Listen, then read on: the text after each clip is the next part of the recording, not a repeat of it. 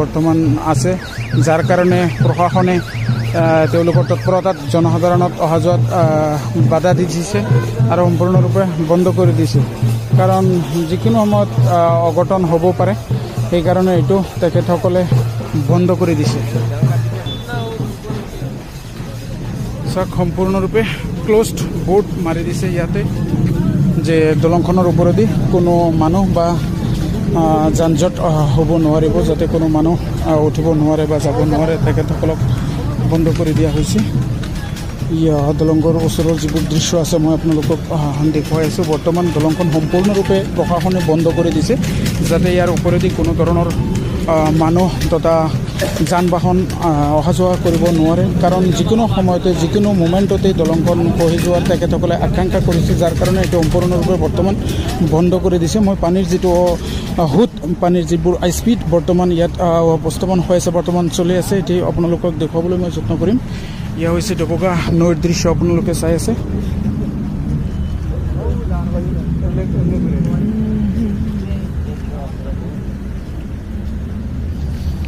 এয়া হৈছে ডবগা নৈৰ যিটো নাহৰগাঁৱৰ দৃশ্য আপোনালোকে দেখি আছে। নাহৰগাঁও অঞ্চলত সম্পূৰ্ণৰূপে পানীত বিধ্বস্ত হৈ গৈছে আৰু পানীৰ যি ধৰণৰ স্পীড বা গতি দেখা গৈ আছে, এনেকুৱা যদি গতিত পানী বাঢ়ি গৈ থাকে, তেতিয়াহ'লে সম্পূৰ্ণ হোজাই জিলাখনত বানে সম্পূৰ্ণৰূপে বিধ্বস্ত হৈ যোৱাৰ আকাংক্ষা হৈ থাকিব। কাৰণ পানীৰ গতি বা স্পীড বহুত বেছি।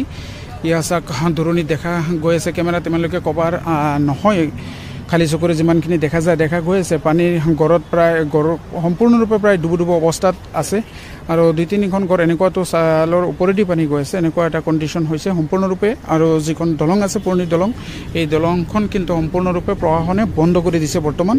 কাৰণ দলংখনৰ ওপৰত অহা যোৱা যান বাহন যাতে কোনো ধৰণৰ মানুহ ইয়াত উপস্থাপন বা অহা যোৱা কৰিব নোৱাৰে, কাৰণ দলংখন যিকোনো সময়তে খহি যোৱাৰ তেখেতসকলে আকাংক্ষা কৰিছে, যাৰ কাৰণে জনহিতাৰ্থে তেখেতসকলে এইটো সিদ্ধান্ত ল'বলগীয়া হৈছে।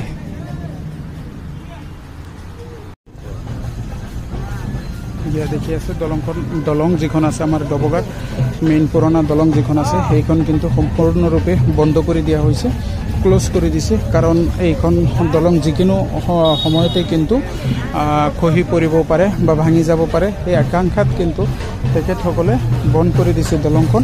ইয়াৰ দলংৰ তলৰ দৃশ্যবোৰ মই দেখুৱাইছোঁ আপোনালোকক। এয়া হৈছে দলংৰ তলৰ দৃশ্য, যিটো আপোনালোকে চাই আছে। বহুত একেবাৰে জৰাজীৰ্ণ অৱস্থাত